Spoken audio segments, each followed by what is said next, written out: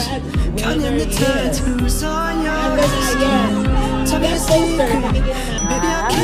Kalabi na maguyab din sila dito na pupunta. Bago tayo magpatuloy, okay lang ba, Binsoy, palit lang kayo ni JM? Para lang, kasi napansin ko na kailangan maayos. Tapos medyo closer tayo para mas madali tayo mag-usap. Yan, ganda, di ba?